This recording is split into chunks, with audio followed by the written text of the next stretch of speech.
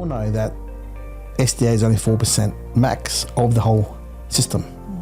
3.8% of all participants are qualified for SDA. So what about the other 96%? They're not being looked after here for housing. So there's a gap here. So we all know that there needs to be more housing for participants who are not SDA, and we should be focusing on the creation and deployment of delivery of such products to the marketplace, which are 3 or 4 bedroom homes, which are brand new and slightly modified. And is there enough SDA for them? Nowhere near. Nowhere near it. At the moment, I think there's about, I'm guessing 3-ish, 4-ish hundred empty houses out there in Melbourne, times 2 spare rooms, which is 800. What do you think we're likely to see in the future when it comes to SIL and SDA? Are you thinking that things like the manor houses is the way of the future? Apartments. Apartment living. We're seeing a lot of investors turn their back on houses because there's too many houses empty out there. It's just not working. Yeah. That's number one. Number two. Every SIL provider knows the challenges: compliance, rosters, claims. But what if you could work smarter, grow faster, and make a bigger impact? Welcome to SILosophy, where we have real conversations about what it takes to succeed in supported independent living. This podcast is powered by Tania Gomez Consulting and Resolve. Let's get into it. So welcome to SILosophy. Today I'm joined by Debbie and Minh from NDIS Property Australia. Thanks guys for coming in. Hi Hello, Tania, how are lovely you? to be back. Yeah, with so you good on to the have couch. Yeah, another couch. Another day, another couch. To begin with, for those people who haven't had the pleasure of meeting you, tell us a little bit about both of you and what you do at NDIS Property Australia. I'm the director of the company, NDIS Property Australia. We work in the area of SDA, doing many facets of the NDIS world, in particular research analysis, sales and marketing, procurement support to other providers. So we do a lot of things out there in the SDA world, and it's really fun. Yeah, Debbie? I'm General Manager of NDIS Property Australia.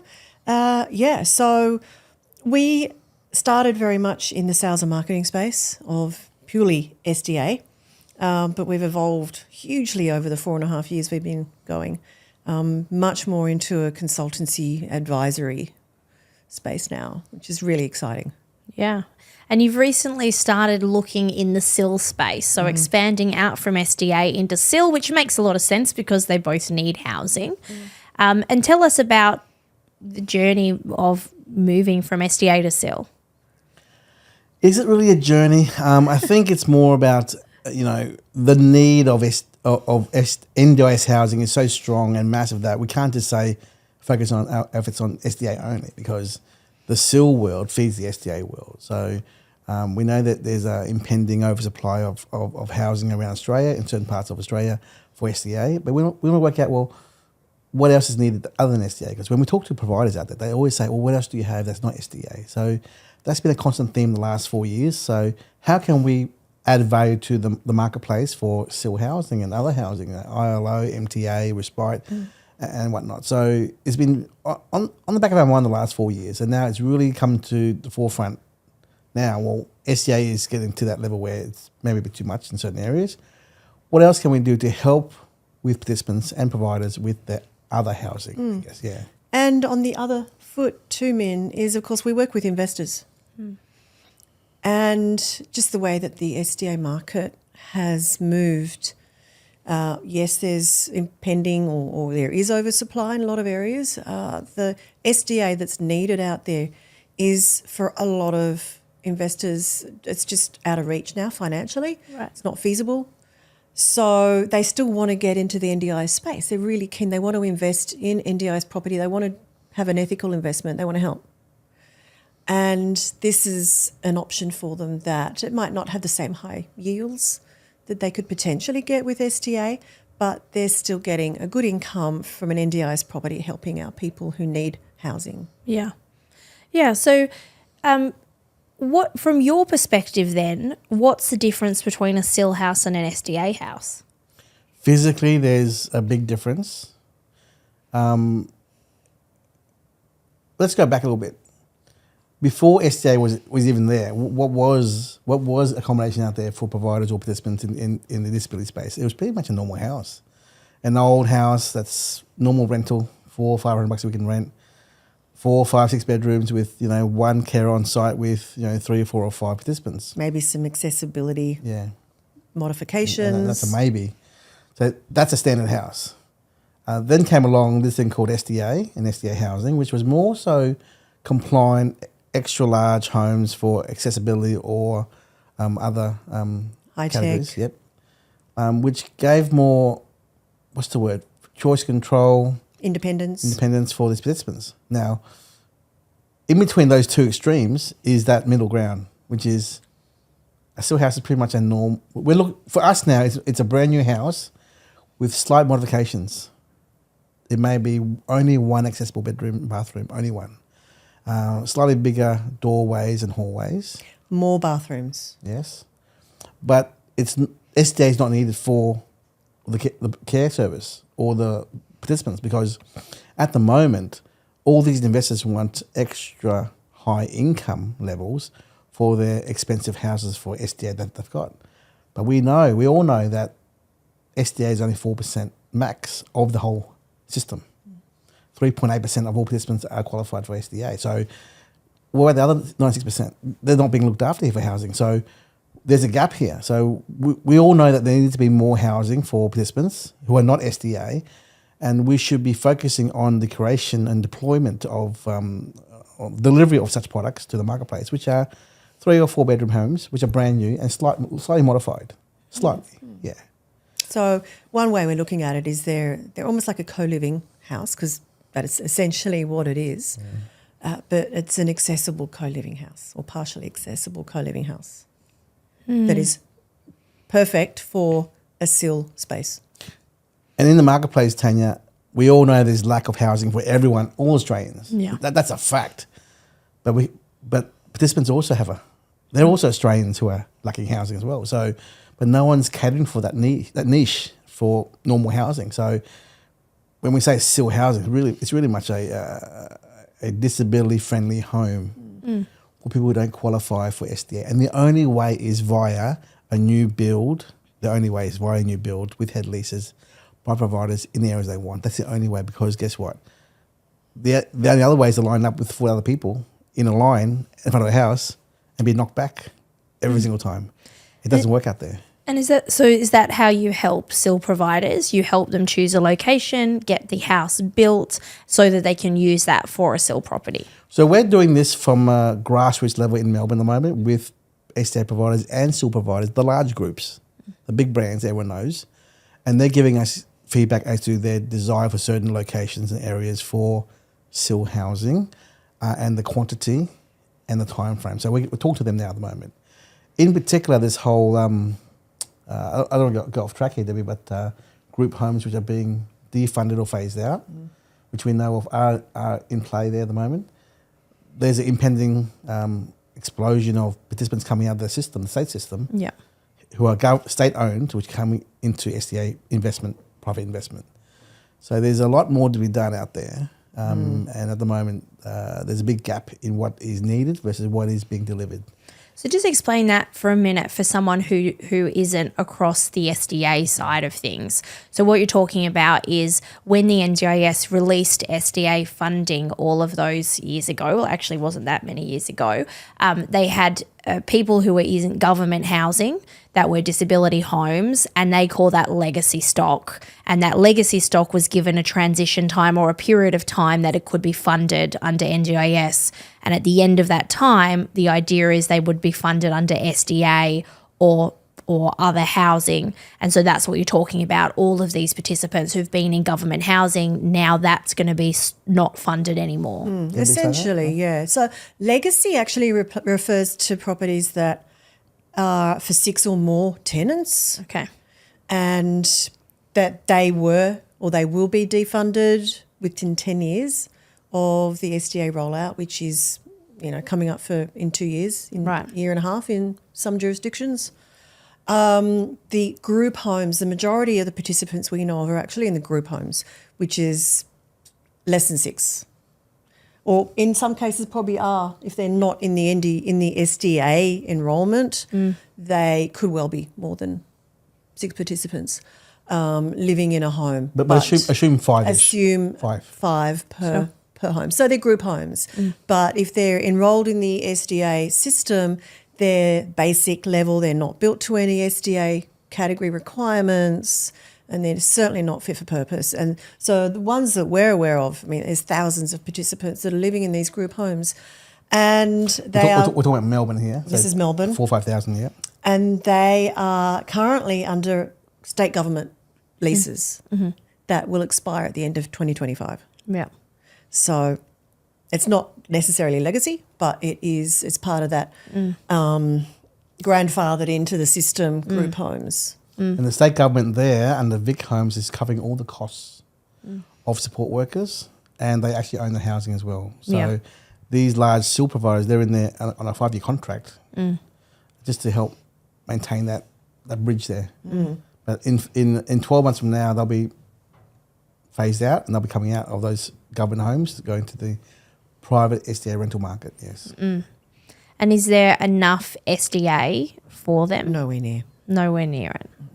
At the moment, I think there's about, I'm guessing 400 empty houses out there in Melbourne, times 2 spare rooms, which is 800.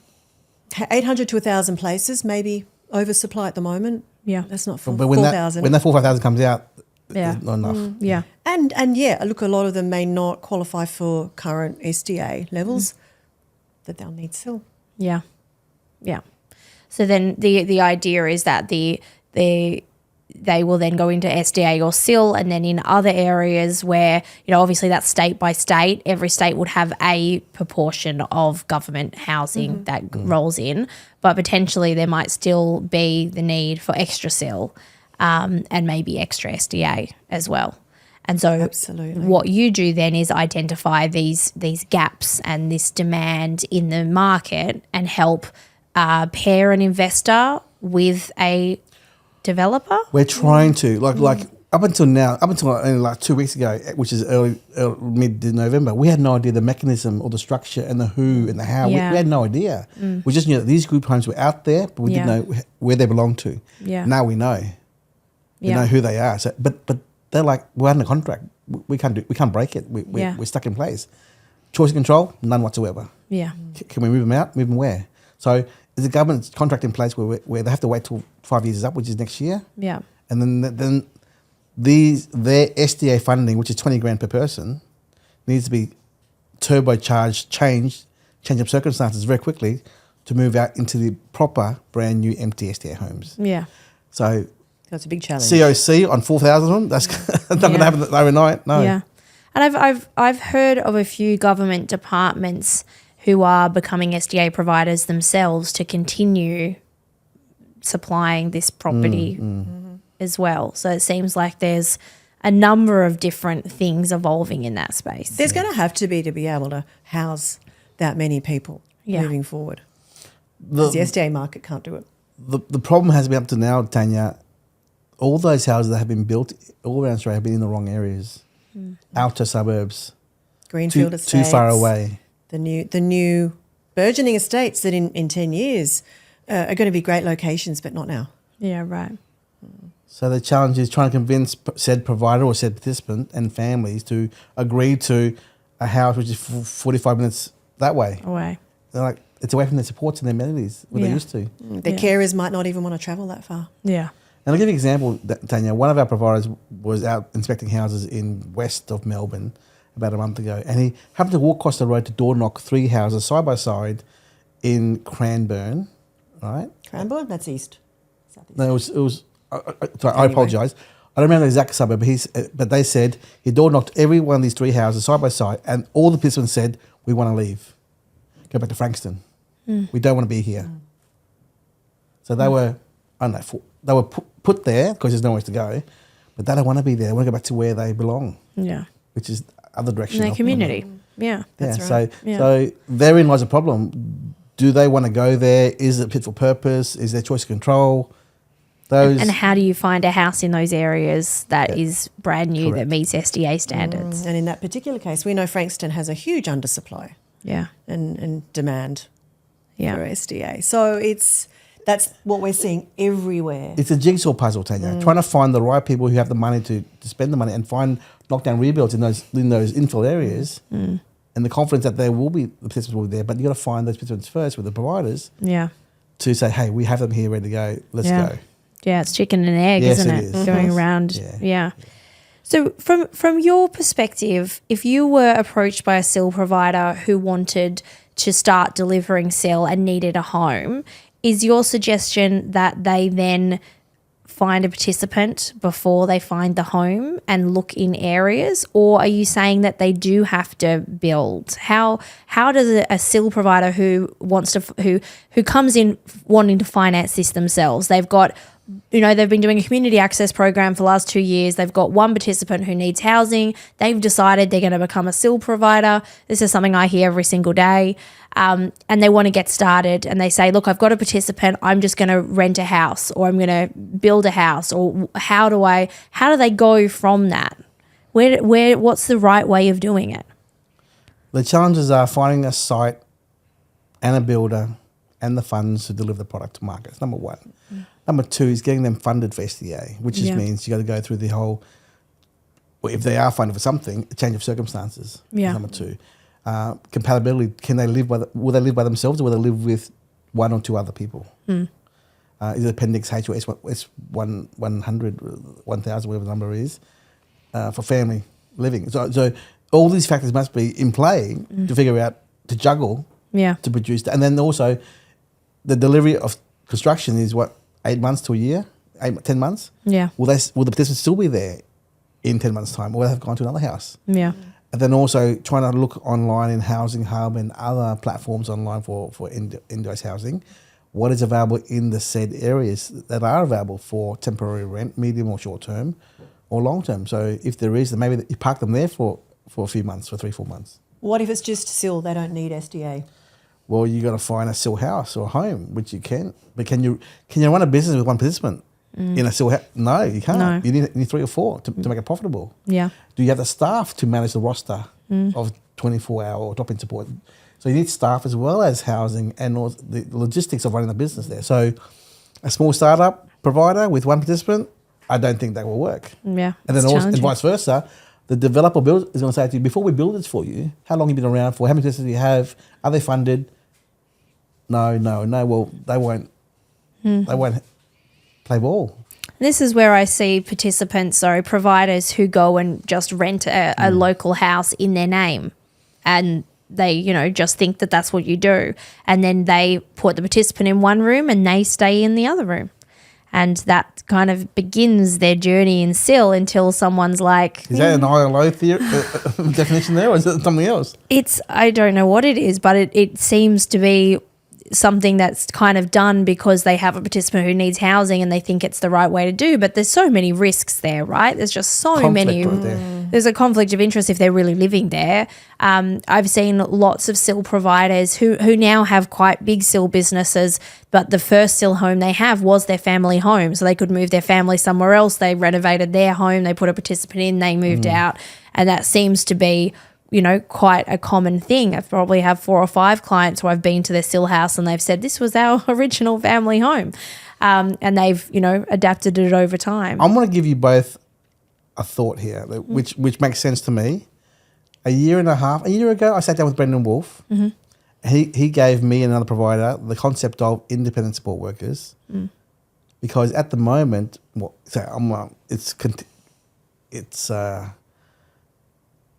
if participants have full choice control, they should have the right to choose their own supports, whether independent or registered. Given the new rule changes of registration being mandatory, we'll see less and less providers out there operating profitably or even operating at full stop. That's going to create more demand for independent support workers, right? That will grow, because if there's less providers and less support workers. They're saying you won't be able to have independent support workers because they'll need to be registered. They'll be registered through the participants. So the participant will need to register their support workers. So you're saying that think about the idea of independent support workers won't exist anymore? Is that what you're saying? Well, it'll be what we don't know, but what they've said in their NDIS review about it is that to use independent supports, the participant will take the onus for registering them. So there'll be a register, and a participant will say, "These are my support workers," and put them on a register. But it's still possible, right? Maybe, yeah. Yeah. So if it's still possible, we're not saying it won't exist anymore, but if it's still possible, then we'll see more. I think we'll see more of participants having more control in that process there. And Brendan Wolf, who we talked to, you met in past year. I know Brendan. Yeah, He does that effectively by himself without requiring without service. Yeah, Yeah. 1 bedroom apartment, no away on site. They're there 24/7. yeah. But there's risks in that too, right? What if that person treats Brendan badly and True. he can't? But get imagine them out, that. or- Imagine that in a house, a large 4-bedroom house. and everyone's doing that. With two participants with their own intimate sports. That could work. It could work, but who then mediates if those two participants decide they don't get along, True. or one of them doesn't have the capacity to consent for something, or Yep. isn't happy? Like, I've lived with flatmates. It's a challenge, right? It's a challenge. But back to the original question you asked me 15 minutes ago, which is with that one provider, Yeah. has that one participant, how do they find Yeah. that solution for housing? Well, challenging. back to my independent sport worker scenario, that could work right there temporarily. It's trying to get outside of the box, Yes, isn't it? yes. It's trying to come up with an innovative solution that still ticks all of the boxes that reduces your risk. Yeah. So I think as a SIL provider, I think what we're saying is that you just need to be open for all different models. And as it evolves, we just have to continue to find, how do we actually run this business, balance the costs, balance the risks, balance the choice and control. Because I asked Debbie this question, she'll answer it. Debbie, what's the average tenant number per house out there we're coming across? One. Yeah, one-on-one So support. therefore, if So it's not even SIL. 4-bedroom house, Yeah. OOA room and one, you gotta be flexible enough to allow maybe a second provider on site with the participant. With another one-on-one. participant. You have to. Yeah, Otherwise, all these 4-bedroom houses out there for SDA are all one tenants. yeah, And that is it's either 0 or 1 at the moment. yeah. Very rarely 2 or 3. And that's very against what the NDIS has said that they want, right? because the provider cannot find any other participant to come match. into the system, in Yeah. their model. There is an issue there, yeah. Yeah. But the NDIS doesn't want to fund one-on-one supports. Correct. But yet here they are. They're on 1 to 2, right, funding, Yeah. but they're living in a one-tenant house Yeah. with 3 other bedrooms empty. So the provider's wearing that cost. No. Other way Other way around? There's no financial cost to them by having that one tenant in that. No, there isn't. Well, if it's funded at 2 participants to 1 support worker, then they're only receiving half of the money they could be receiving. Correct. Yeah. So So there's no financial cost to the care service. Yeah, but they're not receiving all the money they could. Correct. Yeah. In theory, if they had 3 participants SDA in the house, then yeah, of course, Yeah. there's profitability there for sure. Yeah. But we're seeing so many 1s and 0s out there. Yeah. Are there 3 tenant houses? There's a few. There's Not- some. Yeah. Not many. Yeah. Yeah. Yeah. I have a client in Melbourne who has 7 or 8 in a home. Yes. But the individual villas, individual rooms inside a big house, like with a ensuite, and that's what we're. with their own outdoor area. That's the path we're going down as well. The villa Yeah. concept or the manor home concept as well. Yeah, the manor home thing as well. So yeah. the participants have their own independent living area, Yeah. home, Yeah, like a studio apartment. exactly, Yeah. with the A communal social area. network of being in a common And Tania, house. let me tell you something. We've been exploring the manor home concept in Melbourne for the last 2 months, and they all love it. Yeah, All the big providers love it. yeah, Do you want to explain more what a manor home is? yeah. You do it's it, Debbie. It's essentially looks like a house from the outside, a 2-story house. Yeah, Inside is 5 or 6 individual 4, apartments, or 4, 4, 5 or 6 individual apartments. yeah, One being the OOA. yeah.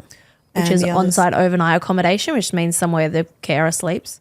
or works out of it's their office Yeah. essentially. Yeah, And so it's enrolled with the NDIS as apartments. So single tenancy apartments under the one roof. Self-contained apartments. Yeah. okay, that's interesting. It gives the feel of the house. There's a backyard, there's a fresco, there's a barbecue area, there's communal hall inside. It looks like a house, it feels like a house, but it gives them the privacy to be in their own apartment Because after we hours. know that at least 40% of participants would like to live on their own, Yeah, whether they're funded for it or not. yeah, And it also gives the economy of scale for providers, Yeah. SILs. It's kind of similar to student housing in many ways, isn't it? MTA in there as well, STA, ILO, SIL Housing family. So it's a flexible environment to have that manor home there. And that's what providers want. They want that economies of scale as well. Yeah. They need to have that 6 or 7 to break even there. Yeah. Sounds similar. I don't know if you've heard of the Foyer Foundation, but the Foyer Foundation's a not-for-profit. They've got maybe, I want to say 20 places across Australia that they've set up. They get old government student housing type places and they repurpose it, and they have some of it for disability housing under SIL. Some of it they do for new mums with new babies, young mums with new babies. Some of it they do for aged care, and they put them all together with communal areas and activities and things to try and bridge together. They do a lot of homelessness as well, youth homelessness programs. So they have all these different, and they've got a calculation of how much is what. But they bring them together in this government housing. The government provides the housing. They manage it all. They do the mix and they make it work. And they franchise this. You can set up and register under the Foyer Foundation model and be listed to work with them. It's quite an interesting model because they're trying to look at all housing issues from all different angles. The 17-year-old who's had a baby who doesn't want to live with the abusive boyfriend anymore, to the person with disability, to the older person who's lost their family or their husband or wife and are lonely, to bring them all together to try to create that sense of community with those communal areas with, 1 or 2 bedroom small houses with support on site. So there's lots of different models out there. I guess it's just trying to figure out what's going to work in your area with your participants and what's going to make sense financially for you as a provider. I think often providers don't really think about the finance side of it. So they do go and rent a 7-bedroom or a 5-bedroom house without any clear plan on how to actually fill this home. Is it in an area people want to go? And I think we've kind of learnt that with anything NDIS, it's not build it and they will come. Like, you have to actually do way better than just build it and they will come. It has to have something that people want to live in. We think that disabled people don't expect a house that is as nice as everybody else maybe. I don't know. It's like the standard, we feel that, oh, well, they're getting it for free or they're not paying for it, so they don't need a house as nice, where really, because there is quite an oversupply, people are quite picky and rightly so about where they live and where they want to be and who they want to live with. I guess the a little bit off topic, but the cynic side of me kind of wonders, with all of these changes coming in the NDIS, is choice and control going to be impacted, and is it going to be more about saving money than it is about empowering people with disability? The schemes seem to have taken a bit of a turn in the last 6 to 12 months away from choice and control. Yeah. I saw a hashtag last week that was no choice, just control. And I thought, well, that's quite of a telling, a telling thing. Yeah. Yeah. We can only hope for the best. We can. Tania, Debbie. Yeah. So on the future, what do you think we're likely to see in the future when it comes to SIL and SDA? Are you thinking that things like the manor houses is the way of the future? Apartment living. We're seeing a lot of investors turn their back on houses because there's too many houses empty out there. It's not working. Yeah. That's number one. Number two, participants want to live in inner or middle ring suburbs, not outer suburbs. So people can't afford to buy those blocks of land or knock down rebuilds in Melbourne, inner Sydney. They can't afford it. Yeah. The only way is you're cashed up if you are a landowner already. But the simplest reason is we're seeing a lot of one-line institutional buyers come out of the woodworks to buy up 10-pack, 15-pack apartments everywhere around the place. And I feel like that they've been in the background waiting on the fence for the last 3 years for the right moment, and now is the right moment because all the mum and dads are gone, disappeared, so to speak. Prices too high, there's too much risk now. Lending is now changing, so you can't get lending as easily anymore. So those cashed up, those people on the fence are coming out to snap up everything that's available out there. So we're seeing more apartments coming out of the marketplace. We hope that the manor homes concept picks up because That was off an idea of someone else in Sydney, which we're now bringing to market now in Melbourne, and everyone loves the manor home, but it costs too much to build. So if you're very strong financially as a builder or developer, you can do the manor homes, then sure, of course. That requires us to secure the allegiance or alliance of the SIL providers to say, yeah, we want that in that location. We've got 400 participants around the area, so we'll put 5 or 6 of them in there, no worries at all. So with that in place, plus the turbocharged process of COC, change of circumstances, will ensure a rollout of a lot more good product, like the manor homes in the right areas or the apartments in the right areas. Debbie? And we're also seeing a shift from providers seeing the benefit of apartments as well, just because there's the location factor of it being in areas that they can't get houses. And I guess when apartments were first being developed, SDA apartments, they were very small. They were often studios or they were little pokey one-bedders, and then it was realised they're just too small. They need big, spacious apartments. So what's coming out now are beautiful, big apartments, 2 bedrooms, 2 bathrooms, and for one tenant. So they've still got the space. They've figured out too how the on-site supports works. You've got an OA in a separate apartment, and it has to be worked differently, how that works in an apartment complex as opposed to a house. But they're getting their heads around it now, and there are plenty of SILs out there who really do like that. And back in the day, model. 4 or 5 years ago, Tania, there was a lot of critics of the concierge model, and now it's the OSS, on-site shared supports model, how that works, and the minimum required to be on-site. So that's now, it's taken a few years for people to grasp the concept of running a business in that apartment complex model. Yeah. Because really, the logistics are an issue. Logistics of staff travelling, staff available in the area to provide the support in the said area is hard. So you got to take what you get, which is apartments or villas or houses. And if no one's doing houses anymore because it's too hard, then what's the next backup plan? Apartments now. Yeah. Yeah. Yeah. I've got quite a lot of clients who do apartments, and they like it. They call it the vertical villages, Yes. right? Yes. Seems to be the buzzword. They've got a vertical village, Yes. which I think sounds nice. Yeah. But it makes a lot of sense. A lot of people live in apartments, right? So I think you need to have that mix. What about villas? I heard villas were very popular for a while. They're still popular? Villas are still popular from, I think, the participants and the providers' perspective. A lot of the time they'll get their own individual apartment to live in, single tenancy. Providers like them because you've still got that economy of scale. However, it's a little bit trickier to make it work financially from an investment perspective because the villa funding is a lot lower. Right. Why? Doesn't make any sense. Right. But it's hard. We have villas to sell compared to houses. We really struggle to sell them because the income's not there for an investor. Right.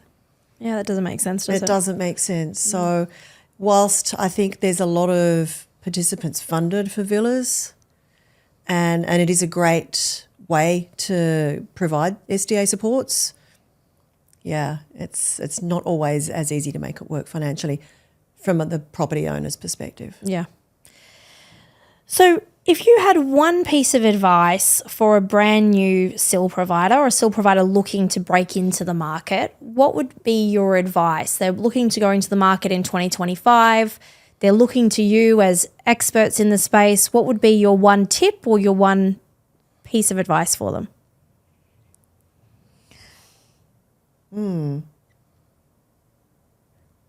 My advice would be to know your market, know your product and know your service.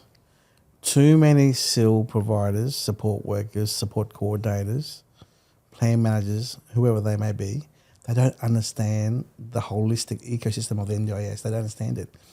And when you don't understand it, how can you compete or survive or evolve in that world if you don't know it? Unfortunately, there's no one teaching out there other than it's workshops with all different organisations out there, DSC and whatnot, plenty of things out there. But unless you put the time out and the effort out to learn this stuff, Yeah. and no one's going to teach you, and if you don't know the rules of the jungle, how can you survive as a business?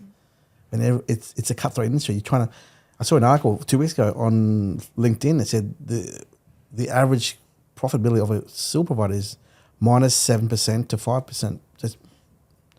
Why would you, then the question was, why would you expose yourself with $1 million overhead risk to make 50 grand? Why would you bother doing that? You wouldn't. So you got to find ways to evolve. And right now, yes, the challenges with the NDIS is changing and evolving. More control, obviously, as you said, but you got to find ways to survive, and that may mean aligning yourselves up with the right SDA providers, the right developers, the right builders, the right support coordinators, the transition of participants from hospital to community, getting direct access to hospital people as well. Networking, business alliances, that's the key, because you can't survive on your own as a small business, no. That's exactly what I was going to say. It's collaboration. It's being connected to the right stakeholders that are relevant to what you're doing, because you can't do it on your own. Yeah. And if you show lack of understanding, awareness, or experience, then participants and business people will turn their back on you. So you got to know your stuff. You know, what we all have is time. I mean, and I'm an example here. I knew nothing about the NDIS 4.5 years ago, neither did Debbie. But yeah, we've come out another side showing that we can learn ourselves and teach to other people as well. So if we can do it, you can do it. Anyone can do it, you know. And people come to us as experts now, but we knew nothing 5 years ago. We knew nothing. Yeah. Because no one will teach us, and no one will share with us. So now, you know, research, study, analyze, network, learn, evolve. That's what you, Mr. Mrs. Startup SIL provider, you should do. Yeah. Learn. It's your life. If a SIL business is your life, then that's your business, that's your baby. Keep on learning and evolve with it. That's my advice to them, yeah. I think that's great advice. Tell us about how people can get in touch with you, and tell us about your podcast. Debbie? So, yes, our podcast, the SDA Housing podcast, coming up for 3 years, early next year. How many episodes have you done? I think we're up to about 270. Wow, it's a lot. 265, something like that. It's a lot. We're doing one show a week now. One show a week. We were doing 2 a week most of that period of time, but we've just gotten so busy we're managing to get 1 a week out at the moment. Yeah. So please, check out the SDA Housing podcast, mainly focused on SDA, but we touch on other areas of the NDIS and SIL as well, and housing. What's come about from that, Tania, is a lot of people have been listening to our podcast, coming through to us now after many months saying, we love your show, we're reaching out to you now because we want your advice, we want your support. And so that was for some reason, somehow, we've turned a knowledge-based platform into a way to people to reach out to us and for us to guide them even further as to how to roll out SIL supports, SDA supports, development advice, all that kind of stuff, because we're bringing on board more and more guest speakers and ourselves as experts as well to share this knowledge to the marketplace. And that's what the marketplace needs, more information to be shared. We can't hide it. You shouldn't hide it. Yeah. Yeah. And that's how it started in the beginning. Yeah. It's a way of just disseminating information that we already had, there's rather than repeating ourselves over and over again. Yeah, and there's no better way to learn something than to teach it, right? The more you have these conversations, the more you're learning, which makes your resource, more valuable. Completely. Also. Yeah. And you're going to be joining us for the SIL Summit in Brisbane, which is coming up in May. Tell us a little bit about what you're going to be talking on and why someone should come and listen to you. I think by then, Tania, we'll have launched our concept of SIL housing in Melbourne and Manor homes in Melbourne to show our experience and our rollout of what worked, what went well, how our interaction with SIL providers occurred, the collaboration, the feedback, just to show the Brisbane market. This is what we in Brisbane did in Melbourne because we believe in the Melbourne market, right? And that's how they also can do the same thing in Brisbane as well. So that's what we want to share our experience with the SIL housing market. Yeah. Perfect. Thanks so much for joining me today. It was wonderful. Awesome, Tania. Thank you. Bye-bye. That's a wrap on this episode of SILosophy. If this resonated with you, take a second to subscribe and share it with someone in the SIL space who really needs to hear this. Don't forget to connect with Tania Gomez Consulting on LinkedIn, Instagram, and Facebook for more resources, conversations, and support to help you grow your impact. Thanks for listening. Until next time, keep making a difference.